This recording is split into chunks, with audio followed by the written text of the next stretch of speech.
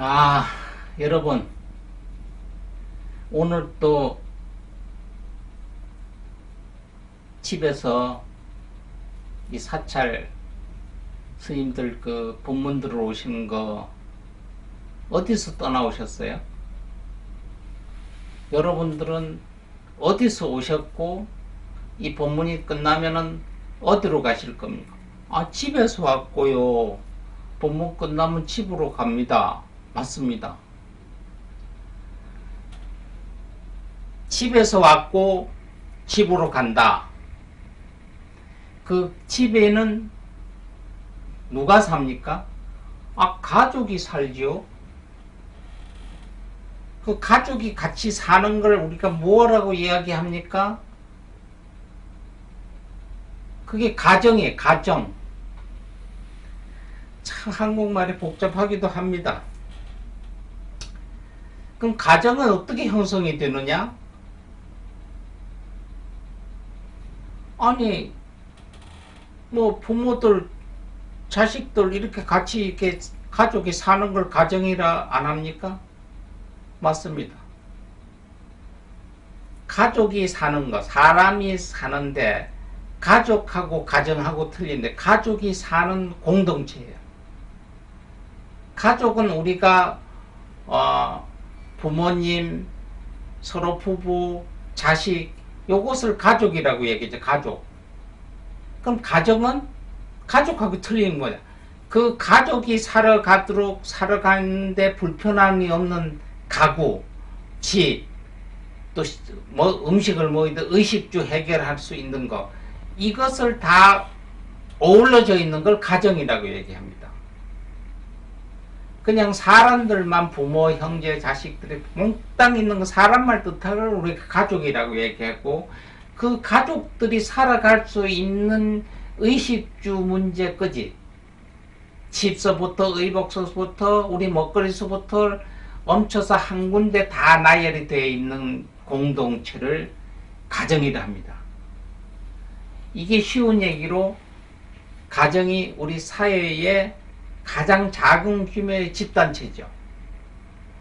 이 작은 규모 집단체가 우리 가정 하나하나가 모여서 이웃이 되고 사회가 됩니다. 이 사회가 공동체가 하나 둘 모여서 한 나라가 되고 형성이 되는 거죠. 이게.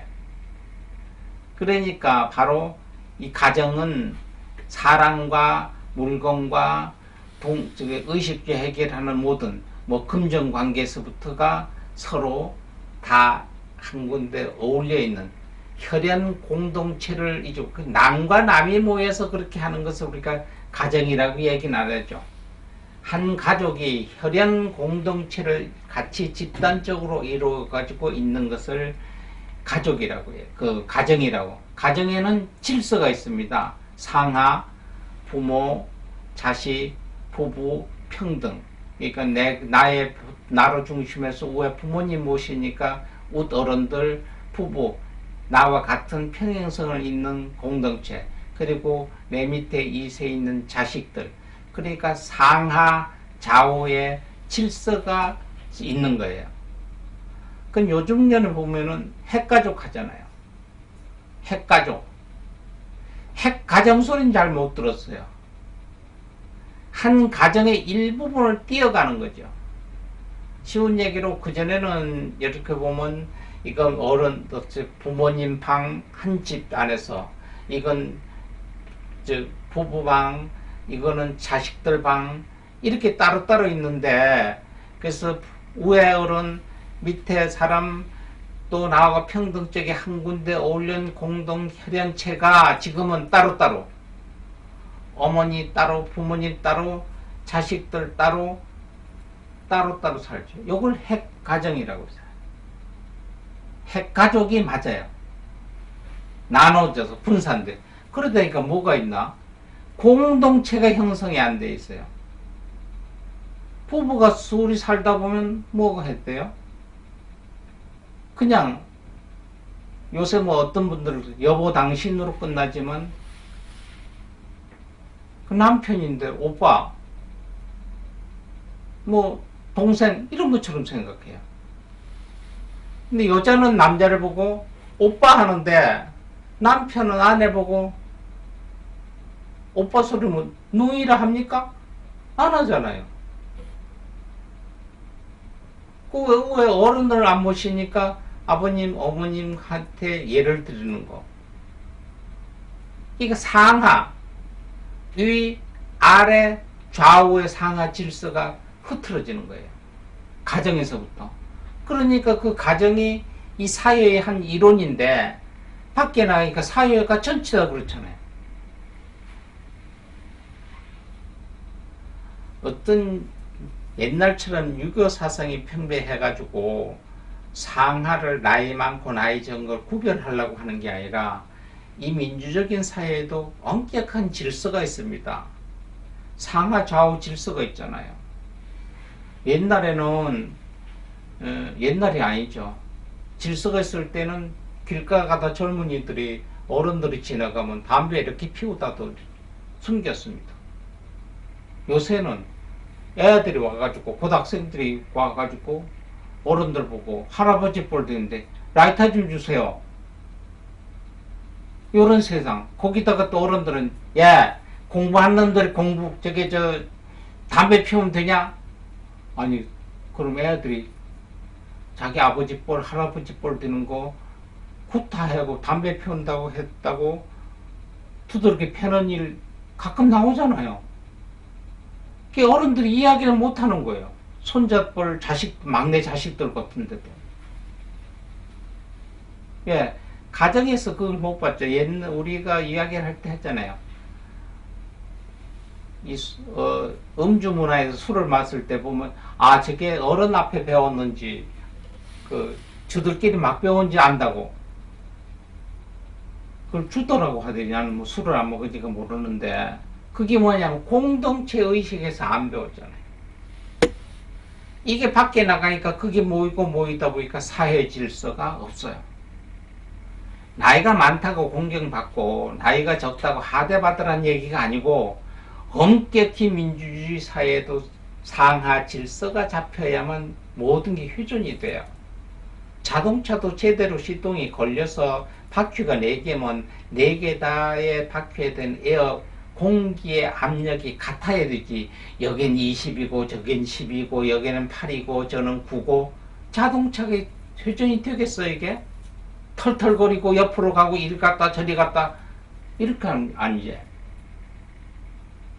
자동차 바퀴 4개의 에어압을 똑같이 10이면 10, 15면 15로 맞추듯이 우리 가정에서 공동체 의식 가정에서 배우면은 타야 4개의 에어가 맞는 거와 같아지는데 따로따로 지나니까 8도 되고 7도 되고 6이 되는데 사회가 이 자동차가 움직여서 가겠어요 제대로?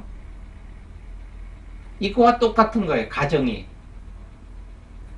소중한 것이 너 가정에 거기 사는 김씨 김갑돌레 집만 문제가 아니라 김갑돌레 박이천씨 뭐 김길동씨 이 가정들이 모여서 사회잖아요.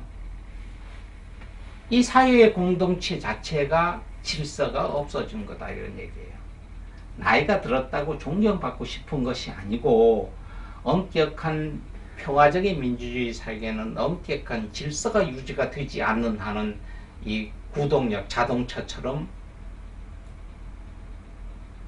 에어를 맞추지 않는 한은 굴러가지 못한다 이런 얘기죠. 그전에 그래서 이 가정을 만드는 첫째 조건이 결혼이잖아요. 가정은 처음부터 어떻게 만들어지느냐? 사랑하는 사람들끼리 둘이 모이는 결혼해요. 결혼을 하면 제일 먼저 생기는 게 뭐가 생겨요? 내 위에 어른들이 생기죠.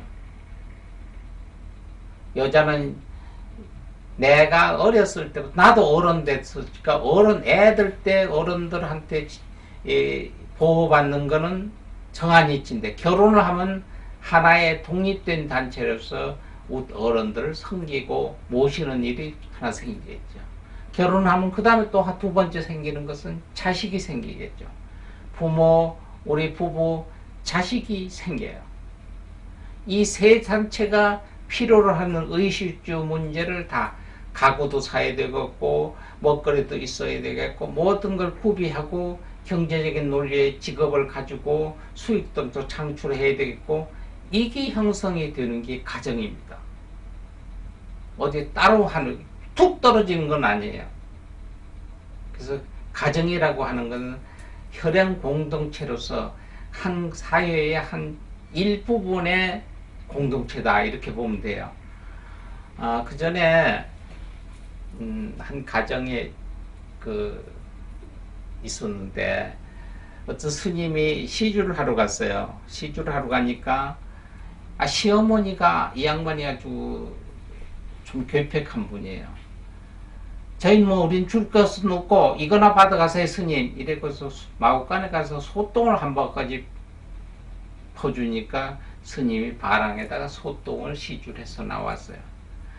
이걸 며느리가 보니까 말이 안 돼서 가만히 광속에 가가지고 쌀을 한 대박을 해서 그냥 가만히 와가지고 스님 부르니까 스님이 예 이러니까 죄송합니다. 소똥 버리시고 쌀 가지고 가라고 며느님이 쌀을 줬답니다. 주니까 스님이 며칠 날 앞으로 5일 후에 이 집을 떠나십시오. 왜요? 스님 5일 후에는 여기 집이 전체에다가 어떤 문제가 생길 거니 무조건 집을 떠나서 가십시오. 가다가 어떤 소리가 나더라도 절대 뒤를 돌아다 보지 말고 앞만 보고 가십시오. 어떻게 된다는 이야기는 안 하고 그렇게 가셨어요. 그래가지고 며느리가 들어와서 남편하고 상의했죠. 며칠 날 집에 있지 말고 우리가 떠나라고 그랬다. 그 스님 얘기를 우리가 믿어야 안 되겠나. 남편하고 상의하니까 그래 우리는 그렇게 하자 해서 시어머니 보고 또 어머니 보고 어머니 며칠 날 우리가 여기 집을 좀 떠나갑시다. 그러니까 왜 집을 놔두고 어떤 엉뚱한테 가느냐. 절대 나는 못 간다. 어머니 갑시다 하니까 너희들 가려면 너만 가거라. 그래서 어쩔 수 없이 며느리하고 아들만 시어머니를 놔두고 집을 떠나서 그날 가는 중에 얼마쯤 가다 보니 한 1km 정도겠죠. 가다 보니까 속에서 뒤에서 뻥 소리가 나니까 남편이 돌아다 봤답니다. 돌아다 보니까 자기들 있던 집이 땅으로 쑥 꺼지고 연못으로 변하는 거예요. 스님이 돌아다 보지 마라 그랬잖아요. 그런데 남편이 돌아다 본 순간에 집이 연못 속으로 가라앉으니까 그걸 본 남편은 돌로 이제 굳어버린 거예요. 아내가 가다 그걸 보고 내가 혼자 앞으로 계속 가면 뭘 하겠나. 남편이 돌로 변했으니까 나도 돌로 변해야 되겠다 해서 뒤를 돌아다 봤답니다. 그러니까 다시 돌로 변했다는 거예요. 시어머니는 거기서 연못에 가라앉아서 죽었겠죠. 이것은 무엇을 암시를 하나 하면은 공동체에서는 협약이 있어야 돼요. 의사 통일이 돼야 가정이 꾸려가잖아요. 이렇게 하자 그러면 아니다 이렇게 안 하겠다. 어떤 민주적인 방법을 해서 그럼 셋인데 아들하고 며느리가 좋다 그러면 내가 싫더라도 따라가 줘야 되잖아요. 안 따라줘가 잖아요. 공동체는 민주적인 방법으로 다수결의 원칙에서 따라줘야 돼. 가정에서도. 그래서 요즘 가족회의에서도 많이 하잖아요. 그냥 안 따라주니까 문제가 생겼잖아요. 왜? 안 따라준 사람은 뭐 의당 시어머니가 죽었지만 아들하고 며느리도 돌멩이로 변했잖아요. 스님 그게 뭔 뚱땅지 같은 그 얘기를 합니까? 우리가 사회 지금 밖에 마찬가지잖아요. 어떤 정책을 입법을 해서 이거 하자면 따라서 줘야 되잖아요. 다수결의 원칙에. 그냥 안 지키잖아요. 요새 여당, 야당, 국회의원들이나 정치인들 하는 꼬라지 봐봐요. 민주적인 다수결의 원칙이라는 걸 아는 패들이, 법을 만드는 패들이 저들 그 입에 안 맞으면 아니라고 내걸잖아요. 그 주가 만들어놓고 주가 안 지키는 거. 이게 어느 정도 보면 핵가족 세도에서 어렸을 때 몸에 배었던 근성이 아니나 이렇게 봅니다. 뭐 정치인이나 사회 국회의원들을 논하자고 하는 게 아니라 그 사람들도 정신 좀 차려야 돼요. 그죠? 이게 어디서 나오냐? 우리 가정입니다. 여러분들 집에 가셔서도 가정이라는 게 이렇게 중요하다 생각하시고 내가 어떤 위치에서 어떤 걸 책임을 져야 된다는 걸 생각해 보시고 부모는 부모된 대로 자식은 자식된 대로 남편은 남편의 도리 아내는 아내의 도리 자식은 자식의 할 도리 부분 맞춰 하면 엄지손가락이 할 일 새끼손가락이 할 일 부분 맞춰 얘가 얘 노릇은 못하잖아요. 그래서 하나를 주먹처럼 이루어지는 것을 가정이다. 아셨죠, 여러분? 네. 가정 생각 안 나면 손가락 보고 이게 가정이다. 아셨죠? 네. 감사합니다, 여러분.